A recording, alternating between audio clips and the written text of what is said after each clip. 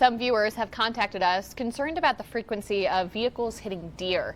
They're worried about the safety of deer and, of course, the danger of people being injured and in some serious crashes even killed.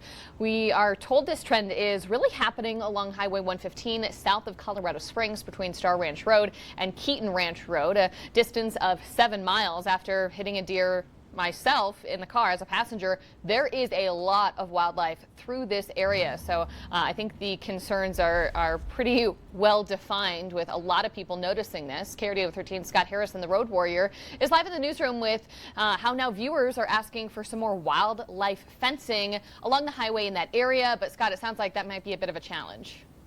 Yeah, Brent, and this is kind of the first big concern we've heard about deer in our area since between about 2017 and 2019. That's when Colorado Springs and even Woodland Park were the officials there were having big discussions about the number of deer, the problems they were causing, and whether or not action should be taken to reduce deer populations. Nothing ever came of that. But in this case, on Highway 115, I spoke with an environmental manager for CDOT, the Colorado Department of Transportation, and he said that he's not aware of deer auto collisions being an issue in that area, but he says that wildlife movement across highways across the state is.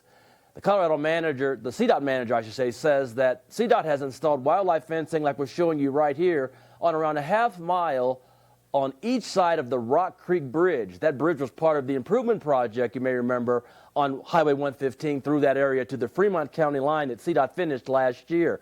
But the agency says that it is limited in how much fencing it can install in that particular area, and that's because it's expensive, and you have Fort Carson to the east and private property to the west. It's not nearly enough fencing to really prevent wildlife from entering Highway 115 north or south of that same corridor. It is a need. We just don't have a solution for it right now.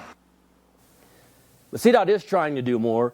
However, as part of the Highway 115 improvement project, state lawmakers approved an extra $500,000 for the development of a wildlife passage under the Rock Creek Bridge, under the highway. CDOT says that it's being used by a variety of wildlife that you're seeing there, and not just deer. In fact, wildlife passages along highways are such a need that CDOT is building this $15 million, a wildlife overpass near the Greenland exit in Douglas County.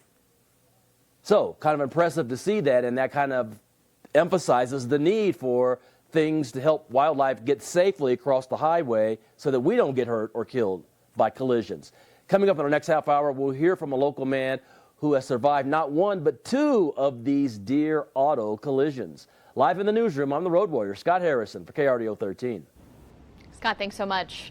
If you have any traffic and road news tips you want Scott to look into, be sure and email him, roadwarrior@krdo.com. That's how this story came to be. He can't be everywhere all at once in the Pikes Peak region, so we really do appreciate hearing from you.